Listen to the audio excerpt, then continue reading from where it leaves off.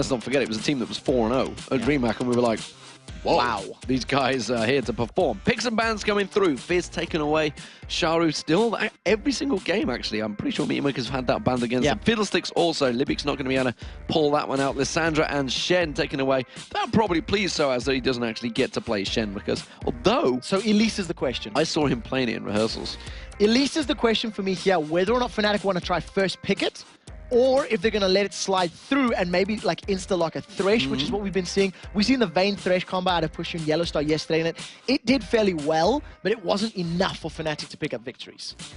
There is the Ari ban, so Charo's not going to get to do that one. It will be casting, which means Twisted Fate, like you said. Elise, will it be first locked? It was first picked a few times yesterday by Fnatic. Will Soaz feel confident enough to go with it? Because it did not work out well against Evil Geniuses. It did not, and it was also a situation where, you know, Soaz was put in a 1v2 lane. He's so vocal, he dislikes those lanes so much, to be honest. And I think against Meet Your Makers, Fnatic may actually try to go for a straight skill matchup. They might say, look, let's go 1v1 and 2v2 and try to predict where MYM are going to put their solo and duo laners to try and deal with it.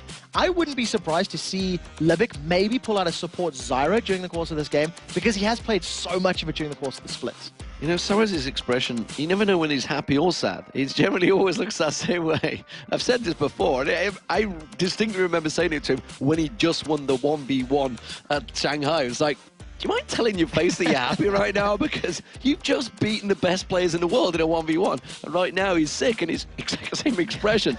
Look what we have locking in for Meet Your Makers, though. Nunu being picked in the jungle for Mikado. We're assuming that's where he's going to stay. At the moment, Thresh is being hovered on and has been locked in for Libic. So that's double take. As opposed to going for the Zyra, which is what I thought they may think towards. They've denied that from Yellowstar, as he has been playing a significant amount of it during the course of the last couple of games in the LCS and in solo queue as well.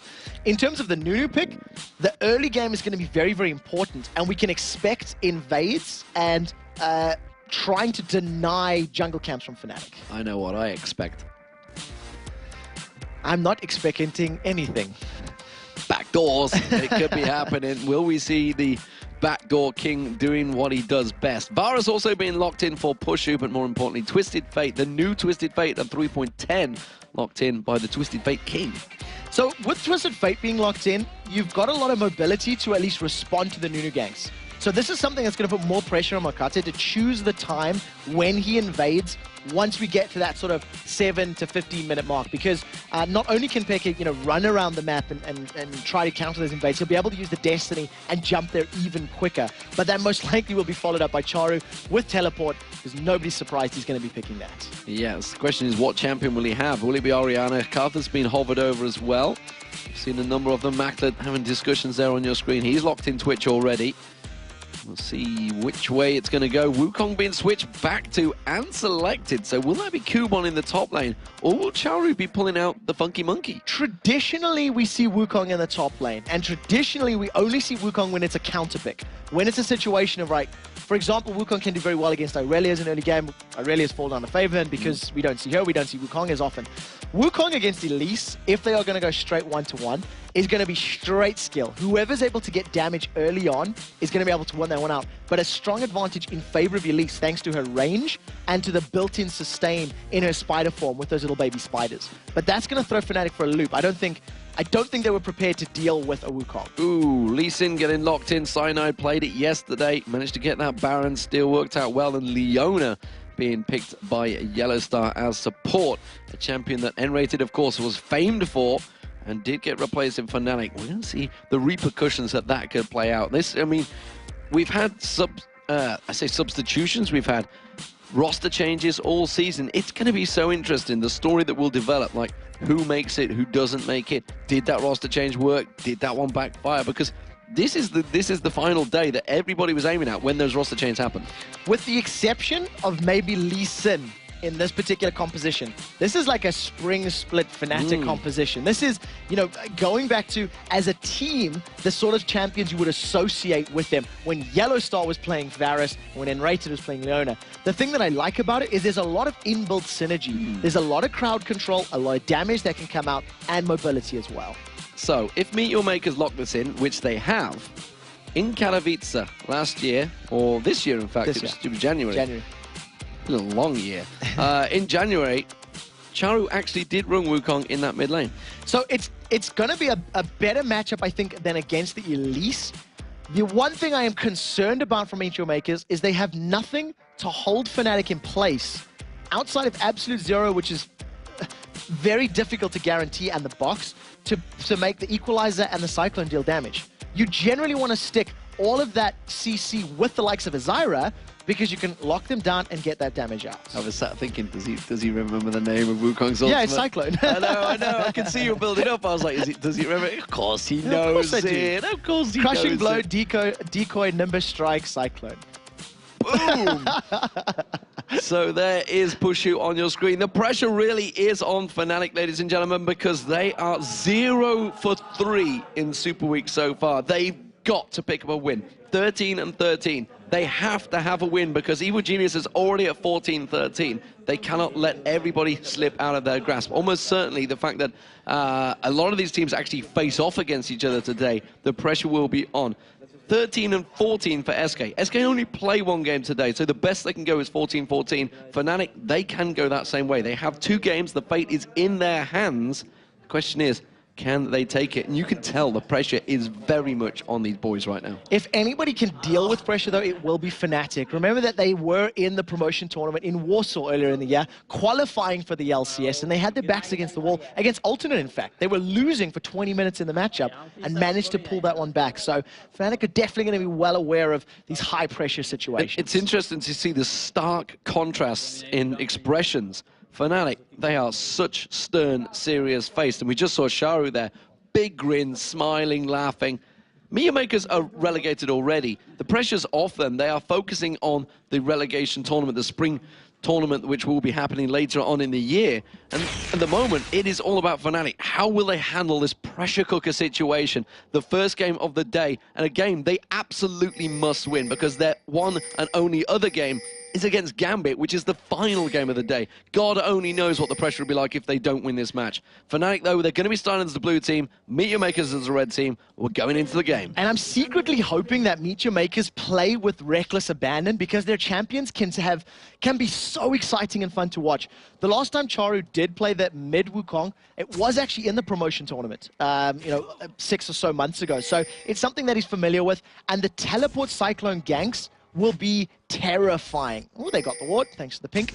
And, if he manages to hit 6, teleport into a lane, and get, Makla or Cubon on a roll, then they can really just lock down and secure that mid game after 1 or 2 good ganks. We shall see. There was actually a fairly deep ward placement coming out from Meteor Makers there. The tri-bush and the bottom lower bush towards those golems. And actually, Fnatic look like they're poised to go for those columns, despite the fact we are on 3.10 patch here. They will be spawning later on. I expect a little bit of help here for Cyanide on the red buff, but look at the way they're hanging around. It's going to be interesting to see how it pans out, because for the time being, that's a ward that is very uncommon at this stage. What you could associate it with is like a lane level 1 kill, where people gank, camp the bush, wait for someone to walk past, and then jump on them. But they're a little, far away for that really to be the case. So it may have just been, we're confident Fnatic's not there. Let's just get vision and see if they're going to, what time they get to lane.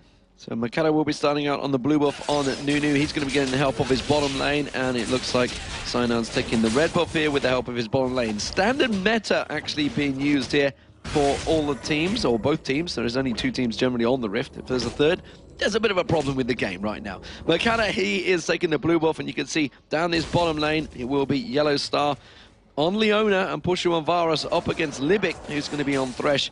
And the Rat, Makla. A little bit of, obscure for a second. On MYM's side of the map, there is only 1 team. On Fnatic's, there's 5.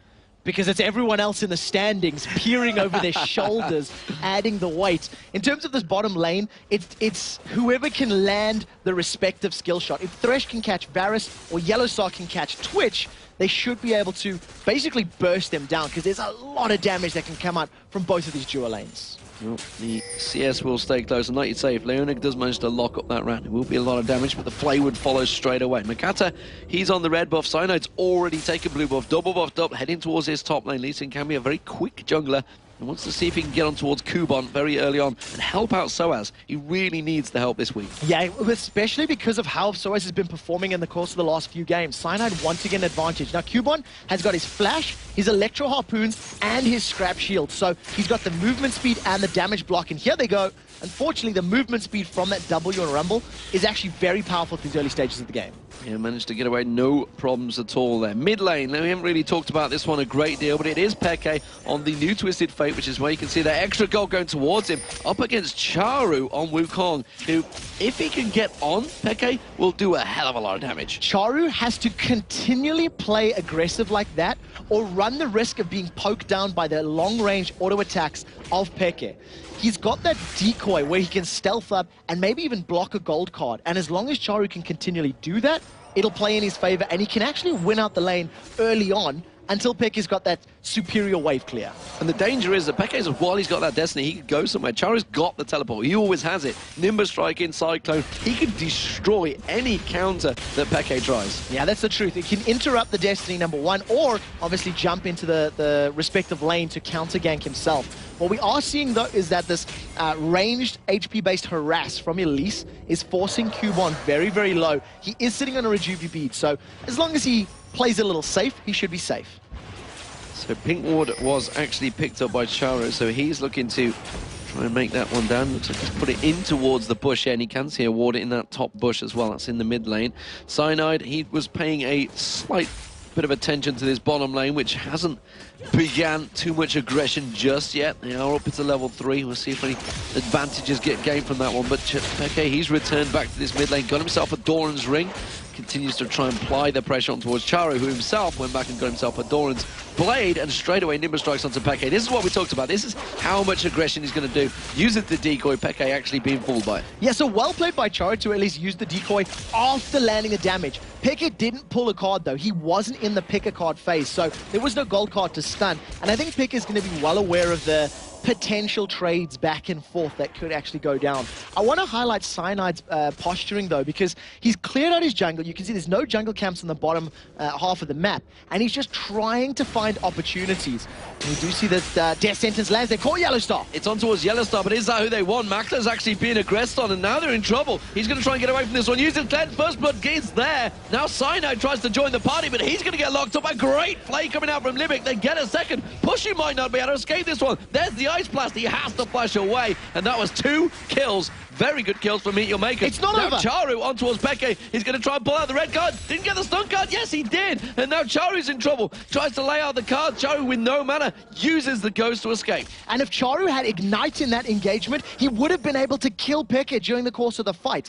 I want to highlight on the bottom lane, Makla sidestepped the Zenith Blade from Yellow Star and then sidestepped the Sonic Wave from Cyanide. He saved his own life and continued auto-attacking while that was happening. Fnatic down 2 kills and are going to be down a dragon at 7 minutes in the game. That's a 2,000 gold swing 7 minutes in. That's pretty huge already. And as you mentioned, there are a number of teams that we're watching this up in the player lounge absolutely cheering Meet Your Makers on right now, because they want no pressure on their matches. They want to buy themselves a little bit of time. SK Gaming, they're at 13 and 14. They would be equal with Fnatic if they were to lose this one, down in joint 7th place. 6th place. It is a very scary position for Fnatic, but their composition can easily bounce back thanks to the high kill and high pick potential on Elise, Leona, Twisted Fate, Lee Sin. All they need to do is wait until Peke is 6, as he is now, and let the Destiny gank come in. If it is an unsuccessful Destiny gank, Fnatic are in dire straits going into the next Dragon battle that will take place in a couple of minutes. Well, Makala's just been warned that there is a ward down there, so you're not going to be able to land this gank on towards Peke like he was hoping to do. Instead, he's got himself in the tri-bush. There is no ward in the tri-bush, and they're going for a red buff invade here. He's coming around. Actually, Cyanide on that red buff. He can just walk in and smite this one. Steal it straight away from under the nose of Cyanide. Cyanide does come around. He steals it. That is massive. The experience, the gold, and the clean exit from Makate. We were talking about how impactful Nunu can be in the early stages of the game, and that's playing it perfectly. I also just want to remind you, if Fnatic lose this game and they are tied with SK, it is Fnatic in relegation because they are behind SK in head-to-head. Yeah, 3-1 behind, if you remember. That's how much important them matches were over the season. And what a big turnaround it has been for SK Gaming so far in Super Week. Cyanide on his blue buff, that won't get stolen away. It's going to be given across to Peke though. And the blue buff itself will be started off. Makata helping that one out. I don't believe he's going to give it across to Charo either, so Makata will continue to pick up that buff. And he's just going to keep on driving forward. Nope. I think they would. I think they would, because Charo is so dependent on cooldown reduction and his mana costs are relatively high. The more Nimbus strikes and crushing blows he can land on Peke, the easier his lane is going to be. What I want you guys to keep your eyes open though is the mini-map. The bottom lane of MYM is very, very pushed. They're sitting at the Fnatic tower, and that is just calling Xpeke to gank. So keep an eye on him as he's got blue buff. He may decide to Destiny as Cubon's been cocooned. Damage on towards him, but he puts the equalizer down, locks him into position. Soaz has to repel away from this one, and it was a fairly even trade between the two. Cubon not too upset about that one. At the end of it, Soaz wins the trade. He got the equalizer cooldown and he got the ignite cooldown. So yes, damage was traded evenly. The next time Soaz picks the fight, he will win against Cubon. We'll see how that works out as it stands. In terms of CS, I'm quite surprised to see that Cubon is ahead in that one. Peke is winning out the mid lane battle, and down the bottom it is fairly even trade, despite the kills obviously heavily in favor of Meteor Makers right now after that double buff. Here we go, Destiny used, he's going up towards the top lane. Of course, Cubon already trying to put the pressure on towards Soaz. Makata was there, simply used as a defensive mechanism. Destiny blown though, that's the cooldown unavailable for the next time it needs to be used as Pekka's been jumped on. Cyclone coming out from Charo, putting the pressure back on towards him. Nimbus strikes back in, the stun card though replies, throws out the wild cards, no, not going to land it on towards Charo, he sidesteps that one. And Peke, wow, he's got to be dangerous, got to be careful, sorry, Cyanide comes up to help him out. Peke went down to about 200 HP, and I have to feel, again, if Ignite had been around, that may have been enough damage to secure a kill on the side of Charo. They're fighting on bottom lane. Well, Libic's going to throw out the lashes on towards Yellowstar, but Yellowstar manages to land the Zenith Blade. Immediately the Dark Passage pulled out from Libic, but that piercing arrow doing a lot of damage there. The Ignite was ticking on Makler, but he's safe again. So Ignite is now blown, which is very, very key for the next time these fights are going on. I want to go back to the gank up in the top lane where Soaz was basically able to walk away. He didn't burn his flash, and because of the exchange with Cubon, where he got the cooldown of Equalize and Ignite, he managed to get out cleanly and safely. So at the end of the day, even trades as far as Fnatic are concerned, but they're not giving up more kills, and that's very key to them clawing back this 2,000 gold difference. So the game is starting to develop. The pressure very much on Fnatic, of course, with that gold lead still in Meteor Maker's favor. They have the Dragon Timer.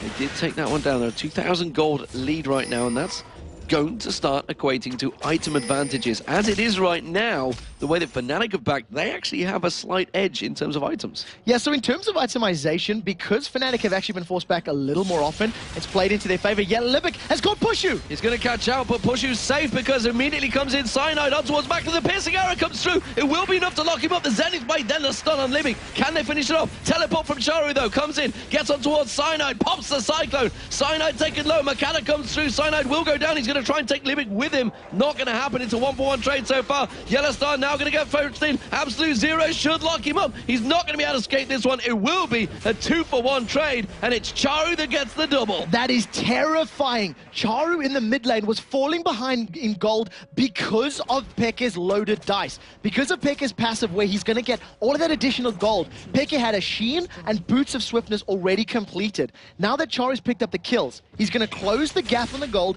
and start working himself towards a Hex Drinker and possibly Brutalizer in the not too distant future. However, the middle tower goes down. Peke heading up towards the top. Actually, Destiny is available. Doesn't look like he's going to go for the gank. Charo heads back down towards the ward placement. He's actually put double pink wards in that mid lane. Was trying to keep track of him, but now that turret is down, Peke is going to be very hard to control. Yeah, Peke's already signaled he wants to be mobile with the Boots choice that he's completed fairly early. He manages to find Makata out, who's looking to set up a kill. And you've got to remember that on Wukong, that Cyclone it's not too bad of a cooldown. It's a little bit less than 2 minutes, so it will be available very, very soon.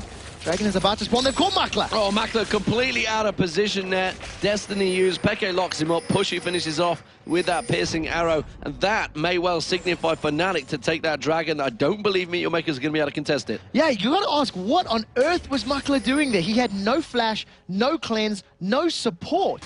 and he was sitting at his opponent's tower. What it has allowed those Meet Your Makers to stack 4 members in the mid lane, and if they can get the tower for a dragon, they'll be happy with it. They're going to have to work hard to get this tower down, though. I'm not too sure they've got the damage to drop that turret as quick as possible. The fact that the AD carry isn't there. Dragon's about to drop right now. There it goes. Cyanide closes that one out. They're not going to go towards it, so they traded middle turret for Dragon. Remember that Wukong's Crushing Blow, his Q, does apply damage to towers, so it helps in shredding it all that much quicker. Fnatic, with an instant reply, they're trying to put pressure on this bottom lane tower. Pekka is on the way out, but look at Meet Your Makers. They're setting themselves up, maybe to steal the red buff. They've got vision on it, and they realize they're outnumbered. Yeah, it just spawned as well. It's going to be Cocoon landing onto Makata. The Lee Sin does actually land the kick, will not follow through. He does go towards Makata. Makata takes that Dark Passage, goes a long way away. Libic puts that box down. Equalizer used out by Coupon as well. Fully defensive work from Meet Your Makers. A little bit of miscommunication there, but on the same token, that completely dissuaded Fnatic from jumping in there. Thanks to the Equalizer being down, there was no other way for them to engage. And thanks to this last passage of play, Dragon picked up. Fnatic are now only 1,000 gold behind Meet Your Makers. Look at Makler though, he is still down that bottom lane on his own, as you mentioned. He has got Cleanse back up, Flash still not available. Yellowstar locks him down here with his support coming through. I'm not too sure whether he'd escape again. We've already seen him get locked up with one Destiny kill. He's going to make sure it doesn't happen again. Yeah, his positioning needs to be very, very important, and this is the time where Fnatic can start to maybe take advantage of Meet Your Maker's weaknesses. MYM do tend to get a little disjointed once we start this roaming game, this roaming phase, and the decision-making isn't always the best. So it's up to Fnatic to find those chinks in MYM's armor and exploit them. Okay, so let's look across the board. Now things are starting to slow down. Peke's built himself up a 35 CS lead over Charu. Charu, of course, though, was teleporting around, picked up that double kill. You mentioned the fact that he did get him back in it. He's still 700 gold behind, though, in that mid lane. So Peke doing a grand job, of course. That passive only helping him out. So a lot of it's coming from there as well as that gold advantage. Look at the AD carries, though. Still pretty close. 500 gold advantage for Makler, who has been down that bottom lane on his own. And the top lane, let's talk about that, because it's been a pretty close battle between them. The CS advantage is with Kubon, but it's still not made a huge difference. It is still only 200 gold. Yeah, it is a very small amount of gold difference, but it's impressive to see Kubon with those higher numbers. Partially also due to the fact that he's fighting Elise, so every time she's in spider form, kill those little spiderlings, it'll bump up your CS numbers a little bit. But nevertheless, Kubon, he's got his Haunting guys completed, he's got Magic Resist to fend off both Peke and Soaz, and he's getting himself to a scary position as Makata is looking to gank his bottom lane. He's lingering around there. The bottom turret is actually pretty low for Meet Your Maker, so if Fnatic were to go in, Cyanide is heading down this bottom area right now. Destiny is available for Peke as well, but Peke's actually gone towards the top area of the map, so he may be looking for the Sonicon towards Soaz there, but Yellowstar's the one that's going to get locked up. Turns out Zenith's blade in towards Makler, uses the cleanse, but Chain of Corruption follows it straight up. Absolute Zero is going to get knocked straight out by Cyanide, and Meet Your Makers are in trouble. There's the Destiny. He's desperately running down the bottom. There's going to be possibly a teleport coming out from Charu as well. Libic's actually going to get away. Will Yellowstar go down? The Ignite should be enough to turn him round there. Doesn't get the kill. Yes, he does. Libic goes flying in, but gets taken down. Charu teleports in, pops the Cyclone. Only catches on towards Pushu, though. Pushu's quite high in the hit points right now. Now the Nimbus Strike comes through. That bursts the damage down. Peke's the next focus. Cyanide desperately trying to help him out. They might want to turn this one around. No, Charu had better ideas. And now Cyanide's in trouble. The Ice Blast lands just as he safeguards away. It's another double kill for Charu. I cannot believe they turned it around. It was a 4-for-1 in the bot lane. Charu is terrifying right now. The amount of damage traded back and forth was phenomenal. And unfortunately for Fnatic, Charu's teleport came up a couple seconds into the fight. Soaz wants Kubon. Soaz goes in, the Equalizer term and the shield. And actually Soaz is going to get turned around and melted by the Flame Spitter. Kubon just turns that one on its head completely. 1 or 2 ticks of the Cataclysm plus Ignite and overheat damage was enough to melt through Soaz. Soaz 0-1-0, and it could be enough time for Meet Your Makers to take their 3rd tower of the game. So that would be all of the outer turrets going down. That's absolutely going to drop. There's no way anyone's going to be able to get up until in time to defend this one. So it's 9-4 to Meet Your Makers right now. Fnatic, who are 0-3 so far this week. They are 13-13, are looking at potentially going 13-14 and dropping down to joint 6th place alongside El Clasico partners SK Gaming. And officially being 7th in the roster thanks to those head-to-heads. So we'll have to see how the rest of this game pans out. Every time MYM have made an advantage, Fnatic have clawed it back. After the first few kills in Dragons, Fnatic picked up a tower in the mid lane, they picked up some kills in Dragon of their own, and they've secured themselves a tower now. So it's still only a 3,000 gold lead, and Fnatic are not completely out of it as there's 1 minute to go before the next Dragon engagement. Currently it's 3-0-5 for Makana on Nunu jungle. Maybe this is the jungler he's been looking for all season. Maybe this is something that they're going to be looking towards when those spring playoffs come around again back in the winter. And as it stands though, MYM Makers, they're putting up a very good performance. We said they were going to be playing for Pride, and they're certainly making pride of place against Fnatic. To be fair with regards to Makate's jungle, he's invaded, he's stolen a red buff already. He hasn't been playing the counter jungling game. He's been farming up fantastically. He's got 77 CS already in comparison to Cyanide's 52. And every time Makate does gank a lane, it's tended to be the bottom lane with Makla and Libic. He's done the Thresh Lantern ganks, been flung into combat, and he's playing zone control perfectly. So it's not only Nunu working well, he's complementing his carries and everyone else in his team. As you can see, MYM setting up vision control for Dragon. I'm really impressed how much Kubon is actually starting to control and dominate that lane. We saw him go in that 1v1. That was the key battle. Nobody else was involved in it. Kubon won it out on his own. Now, with that extra kill, he's got the hit points as well. He's got the magic penetration. He's doing the damage. I don't believe Soaz is going to be able to go at all in a 1v1 with him. That's why they both left the lane. He got a 30 CS advantage as well. But now, the Dragon being picked up, or will it be? They're actually stopping. They're going to abandon and go towards Peke and Soaz, who were trying to push them in. MYM are very smart to back away, and there's a number of reasons for this. As a team in the mid game, you never want to challenge a Dragon fight against an equalizer of Rumble. The zone control in the river and that Dragon pit is so powerful. Combine that with the zone control and damage of Cyclone, and it just gets exponentially more difficult to either pick a fight or steal the Dragon. So what MYM are trying to do is use Equalizer from Rumble to possibly defend a tower, while the rest of the team safely secures Dragon. Exactly what they're doing. It will be a Dragon taken for MYM Makers, the second one of the game for them. Fnatic took the last one, of course. So 3 Dragons down. 2-1 currently to MYM Makers, which gives them that gold advantage, as well as those towers and those kills. It has put them nearly 4,000 gold in the lead. Red buff stealing away by the red card, ironically, of Peke. And as it stands, MYM Makers don't look too happy about that one, but nevertheless, they have full control of the map right now. Just caught a little bit late, and I guess at the end of the day, having Dragon, which is the reason they lost the red buff, is not too bad for them. This is the problem, or this is the problem area for MYM Makers. In every game we've seen them this weekend in particular, once they've got those outer towers down, they tend to stall and run out of gas. And I'd like to see whether or not they've learned from their previous mistakes. They've got a team that can really fight well in the enemy lanes and in the enemy jungle. Force objectives by sticking together as a 5-man and stacking your ultimates on top of each other. Exactly. It's a case of where do they go from here. We see Kubon in the top lane. Makla was down the bottom farming.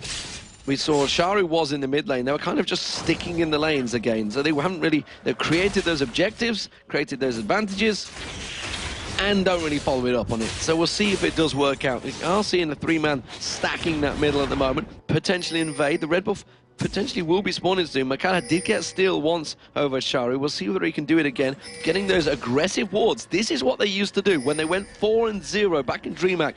They started going full-on aggressive with that wards. They showed cleanly what objective they wanted. In this case, it could well be that bottom inner turret. Yeah, and it's also more important to note that they've got the Nunu there as well for counter jungling. Libic does have flash available if he wants to go over the wall. Could he use the Flay to try and pull this one back? He will. He's actually going to pull Makla in instead. There comes Makla, flashes through, and now Makla, had to use the Dark Passage, but instantly comes in the Cyclone, and they're going to try and put the damage down. Will it be enough? Yellowstar's going to be the focus target. They switch it back up to Soaz. Kubon comes around without Flame Splitter, but it's a bit of a disjointed matchup. They do manage to get the 1 kill on Cyanide. Makla went down in the process as well, so it was a 1-for-1. Not exactly a clean fight, but nevertheless, MYM Makers managed to escape quite cleanly. Destiny and Teleport was used during the course of that fight, and if you actually look at Kubon's HP, he's still at max. If that fight had been on more even terms, MYM Makers may have been able to make it work a little bit more beneficially for them. But what they have done is at least shove this mid lane down. They've got no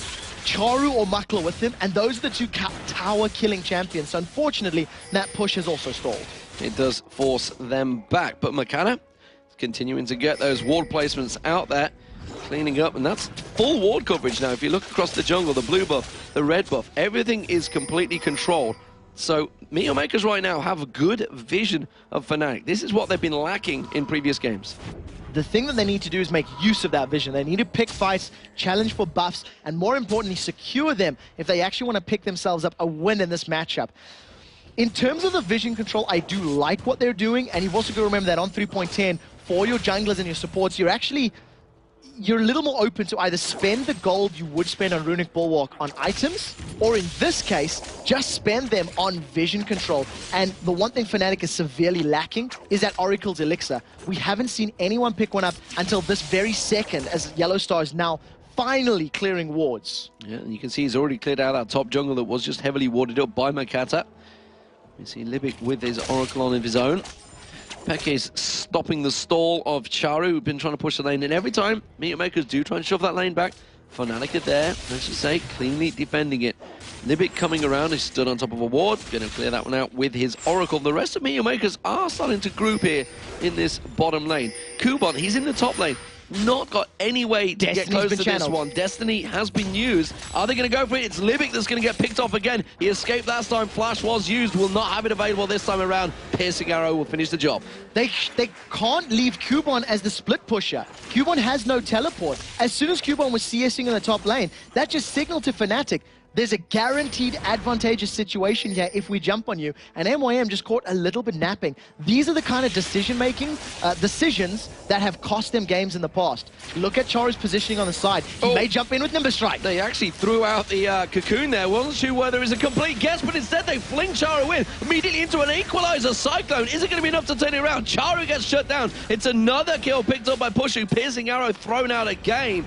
Fnatic are going to back away from this one, but Meteor Makers were nearly caught with the pants down. Yellowstar did very well there. He threw out the solar flare and completely locked up Mokate, Makla, and Kubon in the back line. They got hit by that ulti, couldn't advance, and they couldn't save Charu. So a good cocoon, and then a good ultimate from Yellowstar to actually pick them up that win. And that 3,000 gold lead has completely shrank. It's down to about 1,000 gold now. Yeah, and this is what we've talked about so many times. Meteor Makers, they gain that advantage. They'll get control, and they don't really need to be able to do anything with it. Absolute zero used in that mid lane by McKenna to just clear out that wave. Dragon will be up in 40 seconds. Meteor Makers have good control here. They're going to come around and want to steal away that red buff. They will see it there. They have a 4-man push on towards it with that consume and smite available. They do it. They use the smite there. 30 seconds until Dragon is up. They use the smite to get the red buff. That is a brave, brave call, and I also think red buff was killing the ward there for a couple seconds. In terms of the team fight power now, the ultimates will be available for MYM, so if they do poise for Dragon, they may want to peel away from Dragon and actually pick a fight with Fnatic. But once again, you see Mokate just littering the map with wards. He's just throwing them out absolutely everywhere, and Libic and Yellowstar doing the best they can to counter ward and get vision back. We should also mention the damage that Peke has now got. He's got that Rabadon's Death Cap completed and the Lich Bane, as well as the Zhonya's Hourglass well under completion. He just needs the Leech Large Rod and the recipe completion, and he'll be happy with that. That's a strong build, Peke, right there. Yeah, it's also scary when you think of all the movement speed that he's got. 430 base, thanks to this Alacrity, Swiftness, Boots, plus Lich Bane, and he's going to be split pushing the map. MYM don't have a traditional split pusher on their side or somebody to deal with that split push, so Charu's going to have to respond to wherever Peke is pushing. And the rest of MYM should, in theory, be pushing objectives and waiting for that teleport Cyclones to come in to help them win a fight and secure towers or dragons. One thing is for sure, if Fnatic are going to win this one, they're going to have to put a lot of work in. Peke, he's going to turn down that bottom. We talked about the Lich Bane. You can see the damage that he's doing to that tower. It will be 3-3 in turrets. Now, Charu is heading up there. Oh, Peke's gone a little bit deep here. Charu's going to get around the backside of him. Kubon's coming from the other side. He's going to get the Nimbus Strike and Cyclone on him. The exhaust was used. Is it going to be enough time to get that Destiny away? Will he get out of it? No, he does! Just as the equalizer came in, he managed to get away. Wow. Charu made a mistake there. He shouldn't have used Cyclone so early. He should have carried on chasing as long as possible. And when the gold card was about to be primed, then he should have used the decoy. Instead, Charu had thought coming in stealth, he may have had enough damage to instantly kill Peke, and unfortunately, it didn't work out for him. Did not work out, but MYM picked up the dragon off the back of it nevertheless, and we are going to see Yellowstar. He's going to come in, he's going to try and lock up Makata. Dark Passage thrown out, Chain of Corruption will land, but it doesn't matter, it's countered by that Dark Passage. Makla flashes out of the, I can never remember the damn name of it, but it is going to get away from the Solar Flare, like you're saying. Instead, they're going to turn this one around now. They're coming back in, Charu is in there. Cyclone is not available, remember. Now it's going to be up in a second. Is it going to have time to use it, though? Yellowstar's going to get locked up, Spray and Pray doing work. Absolute Zero kicked away by Cyanide.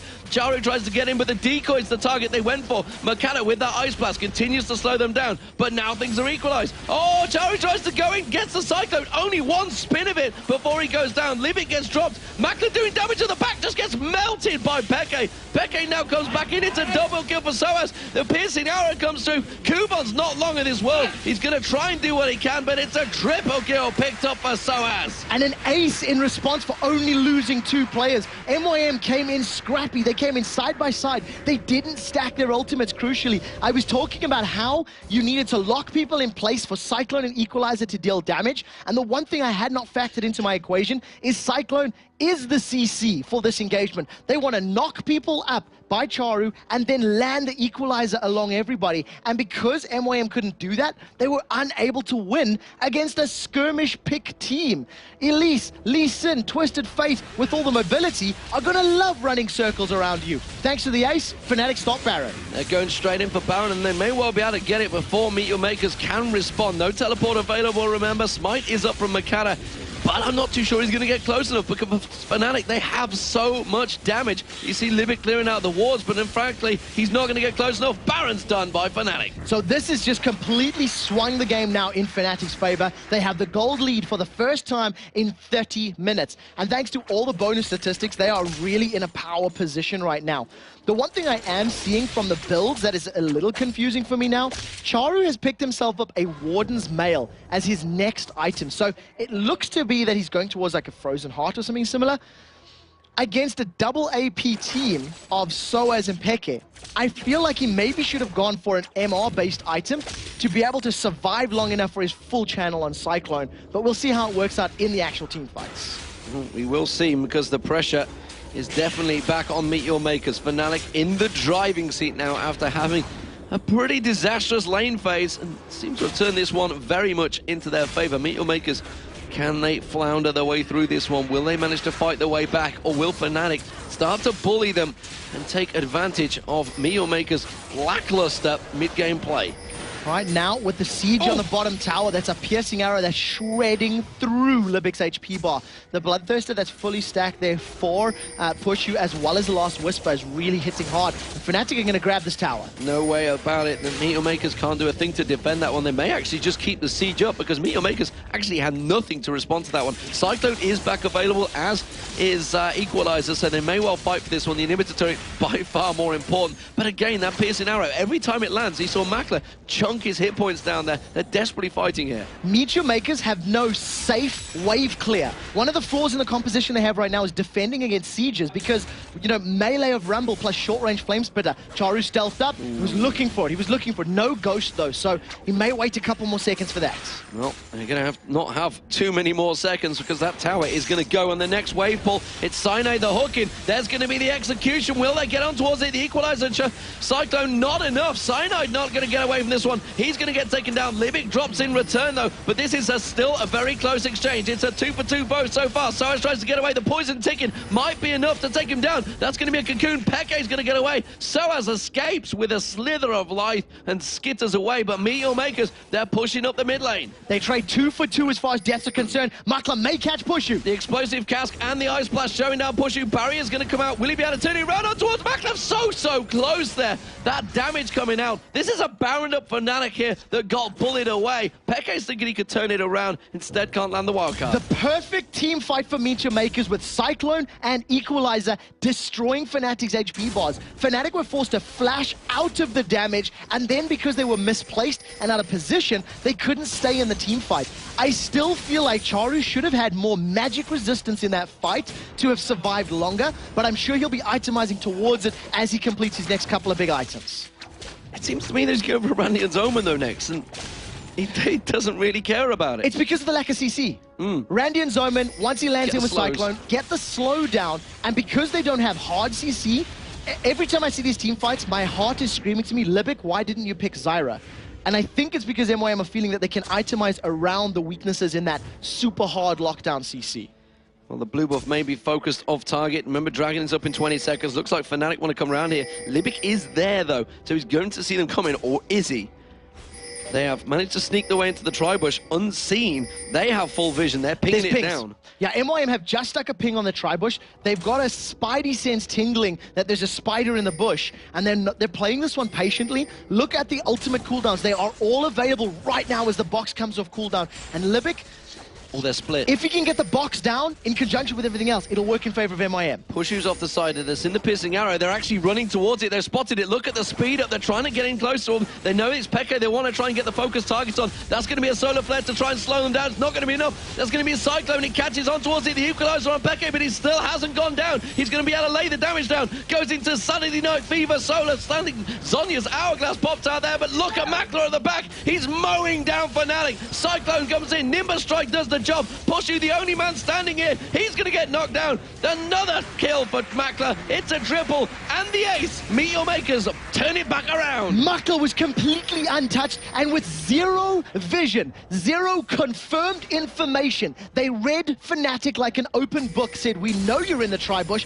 and we are going to scare you away. They picked a route that didn't put themselves at risk and cut off Pushu from the rest of the lines of Fnatic. A very, very good fight for MYM, and if they continue to pick up these back-to-back team fights, they're going to secure the next Baron or the inner turrets. This is close play on the Dragon there.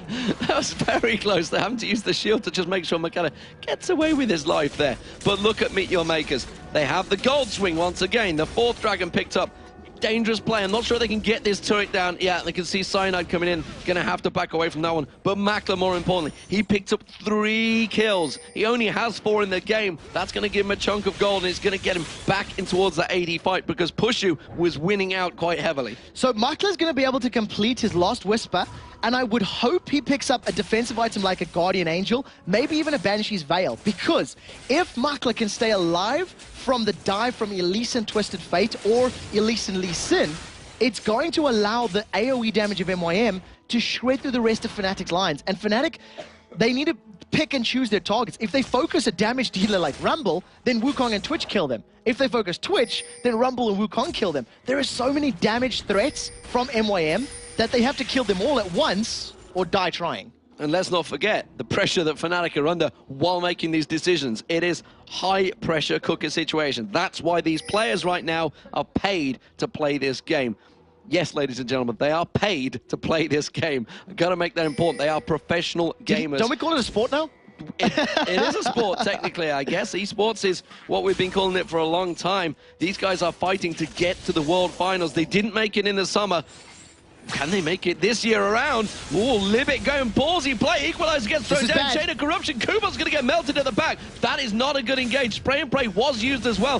Charu has to get in there, but that's only a 1-for-1 trade, and it's not a very good 1-for-1 trade of that. If both top laners, Destiny comes out, who are they going to focus on? They're just purely using it for vision. They want to push the mid lane. Peke was looking for an opportunity of where to use. He could use the gate, and it's just timed out. It's no longer available. Now, if any CC lands, this is going to be a dead Peke. Gold card's gone. Peke going a bit too aggressive. He's going to push you. The Charu dives towards. Can they lock him up in time? He's not going to be able to get the kill. He's gone on his own, and that means he's not going to be able to take him down. Oh, will he? He gets on to push him. The barrier had to be used. He's safe, and Libic gets taken down by Peke at the back as well. That was very bad decision-making from MYM. They got split in the mid lane, and I was getting excited because Charu was coming around from the side. I thought he wanted to tower dive with Cyclone, and the moment that Fnatic were no longer at risk of being tower dove, MYM tried to back away, and they were split. Cubon was alone in the mid lane. The rest of MYM were in the jungle in the bottom half of the map, and Fnatic just went, this works for us. We prefer smaller engages with smaller skirmishes, and they managed to secure that one.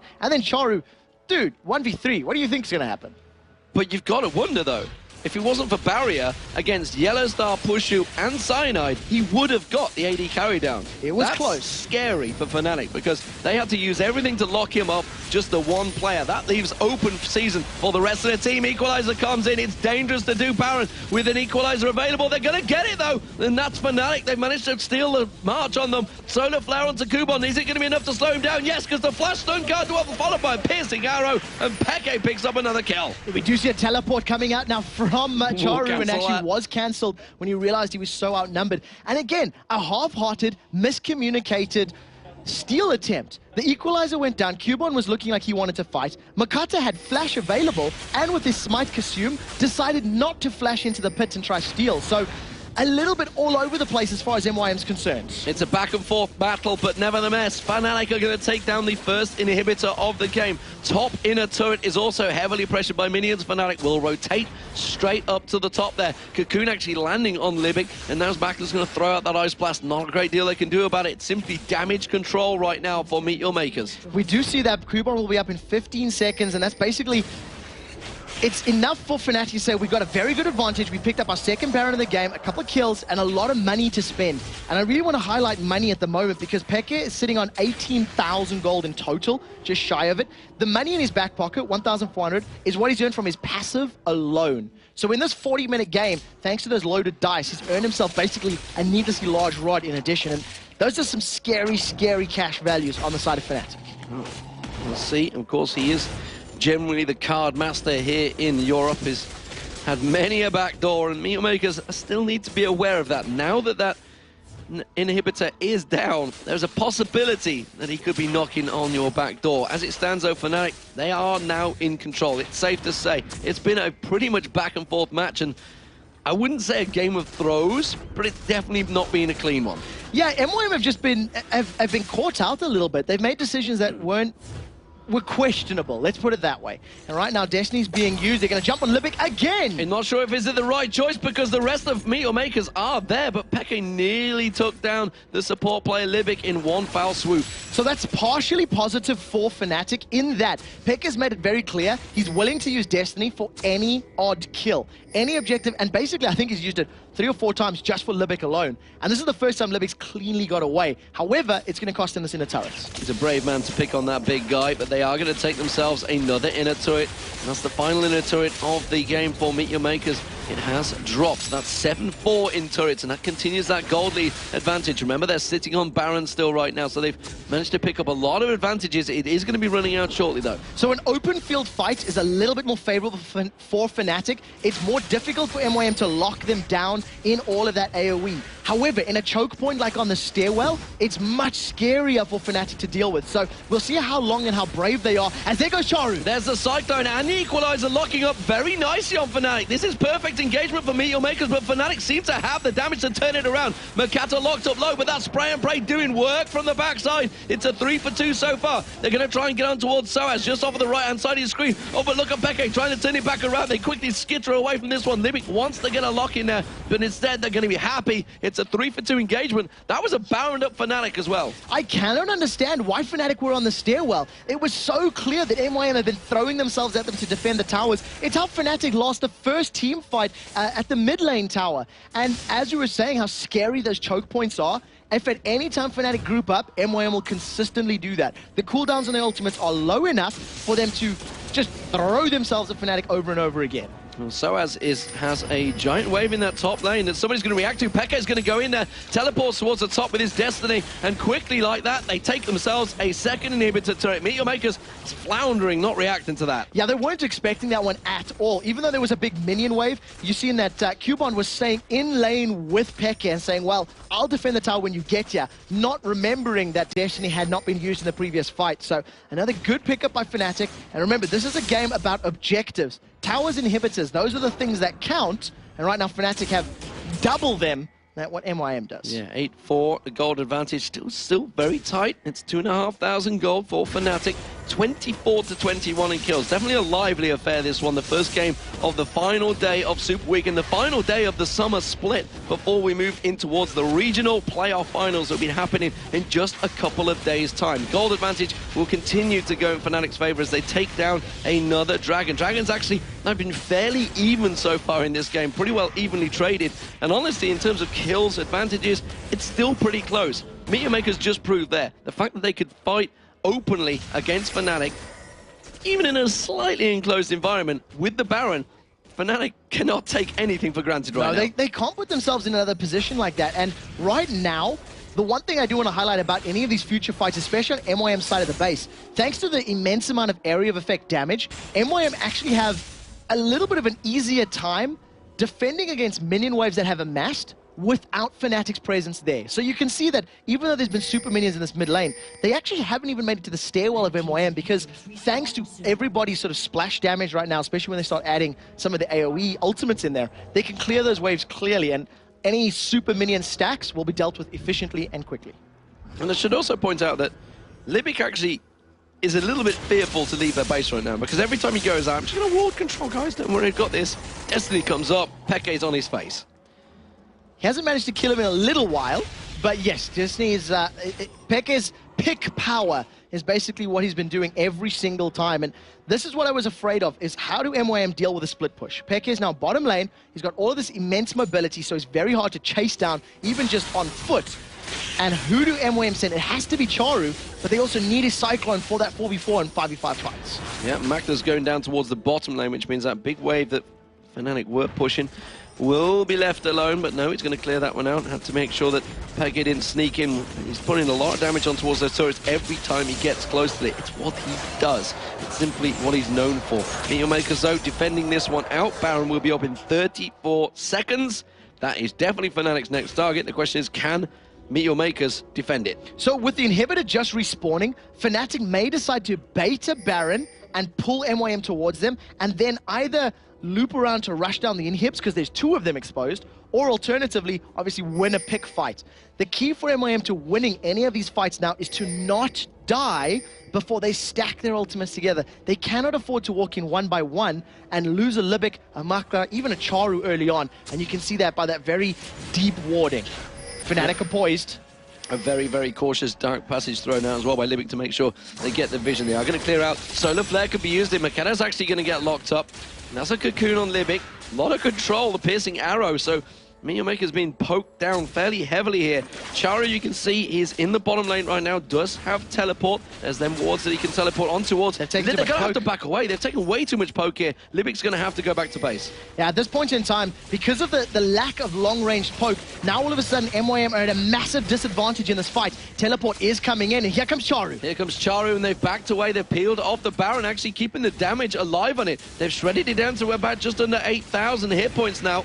Keeping those piercing arrows flying. Meteor Makers are going to have to do something. Destiny used. Where's Peke going? He's going for the back door. Of course he is. Where else would Peke head towards? He's going to draw Meteor Makers away. It's decision time, Meteor Makers. Do you defend the Baron or do you defend the inhibitor? The Baron looks like it's going to be the go for. They've missed it. They're too slow. Solar Flare comes in. They're going to miss the inhib as well. Peke's going to take that down. Would you believe it? All the advantages in towards Fnatic. Yeah, absolutely not. They didn't commit to one plan or the other. Now Makla is jumping onto Peke. Quicksilver Sash is up. However, both inhibitors are down. Fnatic are going to be super happy with that. Absolutely great decision making by Fnatic on the equalizer. Kind of wasted there on towards Fnatic. That's not going to lock anyone down. They're desperately trying to lock down Soaz. The flash is coming out. Can he get the harpoon onto anyone? Soaz is the target he wants. He does manage to get the slowdown, but Cyanide's going to turn around in reflective. Cyanide will not be able to repel away from this one. Hayes the blue buff up. No, can't get towards it. Repels away. Makla takes him down. For Meteor Makers, they're going to have to just turn and burn right now. They have 40-second death timers on Peke, 60 seconds on Soaz.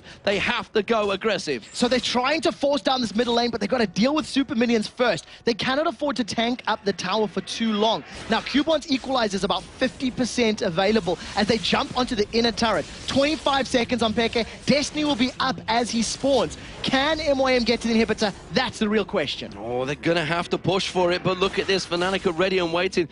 Pushu does try and clear out that wave. Solar Flare is available, and he could lock them up quite nicely here. Pushu trying to be aggressive. Absolute Zero flash in there. Yellowstar taking very low. Mechanic is going to get taken down. They went for kills. They need objectives, and that's not going to give them that tower. And now they're in all sorts of trouble. Peke respawns. There's the Destiny. Gets on towards Charu. That's another kill. Picked up for Fnatic. They're going to just finish this one out. They can close up. They can just run straight at the mid lane. Meteor Maker's completely out of position. What a dramatic turn of events. Every single time one team gets the minutest of advantages, their opponents respond in kind. Now, Cubon and Libic have the box and the equalizer available, and with super minions almost at the Nexus turrets, it's a matter of time until Fnatic can get on them. Pushu is at a basically full build on that Varus, and he will destroy these Nexus turrets. There's nothing they can do about this one. The third and final inhibitor is available. They don't need it, in all honesty. There goes the super minions coming up that mid lane. Fnatic have plenty of time. 20 seconds in a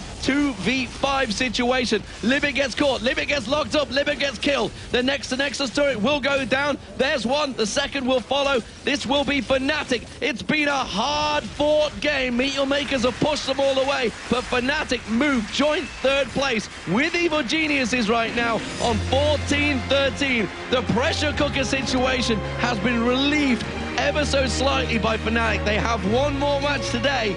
It's against Gambit, and it's the last one of the day. And they definitely wanted to give us a heart attack while this game was going on. A very slow, shaky start for Fnatic, but they bounced back. They played the map perfectly, and thanks to a few misplays from Meteor Makers, unfortunately, they give up their 19th loss of the split. But it was a valiant effort nonetheless. Well, Fnatic fans, you've definitely been pushed through the ringer right now. That was a valiant performance by Meteor Makers, and we talked about it when they had those big advantages early on. The mid-game, they seemed to fall away. They just didn't seem to be able to just push the advantage that they create, and Fnatic grasped that. They seized the opportunity. It was back and forward. Let's not forget, there was a lot of times that it was going Fnatic's way. Back to Meteor Makers, back to Fnatic, but it was Fnatic that finally closed it out. Great Baron play, let's not forget. That tactical play that Peke forced Meteor Makers to make that split-second decision. You lose Baron or you lose an inhibitor. Turned out, they lost everything. That highlights the flaws and the problems that MYM have had all split long. They have been unable to commit to any of the options. They've floundered in the mid-game. They haven't pushed towers. I don't think they got any of the inner turrets from Fnatic until they got that ace in the 40-something minute there. They didn't push the lanes. They didn't find ways to have that superior vision control work for them. And the one time they were like, hey, let's tower dive mid, Fnatic were a little bit out and they went, no, let's not. Then they got caught, gave up kills, and it started the first Baron play. It's just decision-making and focus, I think, on Is it also the team comp? Because if you think of all of the team compositions that Meteor Makers have used this season, they've never once had anything to say, we can siege this turret down. We can force you away from it. Correct. Every time it's like, we have to force the fight before we can take the turret down. It's the exact thing. And even on defending against sieges, there was no long-range safe wave clear from MYM. And every single time they were sitting on their tower dealing with Fnatic, those piercing arrows and wildcards just tore them to pieces. There was no minion line to hide behind. There was no safety from that massive, massive range. And it was a bit of a shortcoming in the composition. Yeah, it wasn't a clean game, that is for sure, and there was a lot of action back and forward to take us through all of that crazy action. We're going to go to Joe and Jason, who are standing by at the analysis table. Thanks a lot, guys, and I think it was summed up nicely there by Demon. It wasn't a clean game whatsoever, very much back and forth, but let's go right back to the beginning.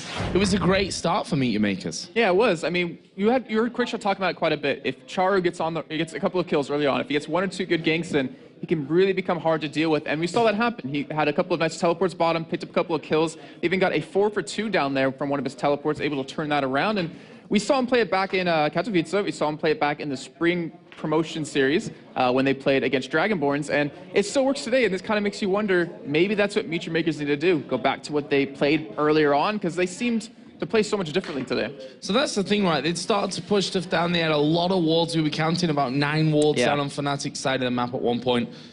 And then it kind of just slowed down for them again. And Meteor Makers have had this, it's an imaginary brick wall that they've not been able to break through. Yeah, it was. I think it was maybe due to a miscall because you had Kuban in the top lane pushing, so he had no possible way of getting down to that fight. It was actually a big fight that broke out there that Fnatic ended up pulling out an ace. And so they overextend bottom lane. He can't get down there. They have Peke who can just push lanes and teleport in. And every single time they would do that, take advantage of that situation, fight a 5-on-4 fight, win that.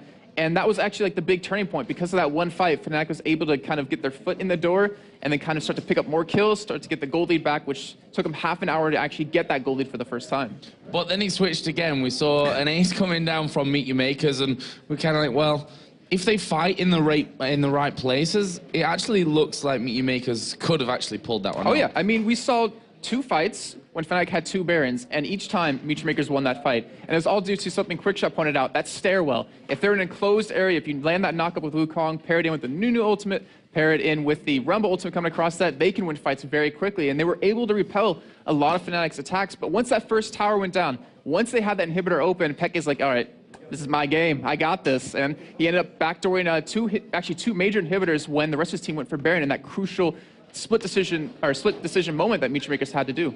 Well, thanks a lot, Jason. And a very valuable win coming in there for Fnatic. We're going to head over to Shox, though, who's got Makata for an interview.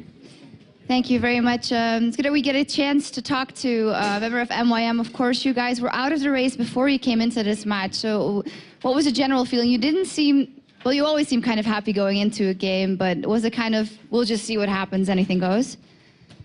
Well, we came today with no goals. I mean, we have the 8th place anyways, but we decided that we'll do this match. We'll try to do this match the same way we did every single game. Just like, I don't know, we always tried hard, so we decided we'll try hard, even if despite if it worked or not. So yeah, we prepared like for every game. We decided that we want to learn from each game, even if we can't stay in playoffs. And hopefully so we did. Right, and then the game itself from you guys, the Wukong pick was the unexpected factor there, and it helped you out a great deal. Can you tell me something about the team comp and how you worked with that? Yeah, actually, we tried Wukong like, I don't know, about half a year ago, I think, and it worked pretty well.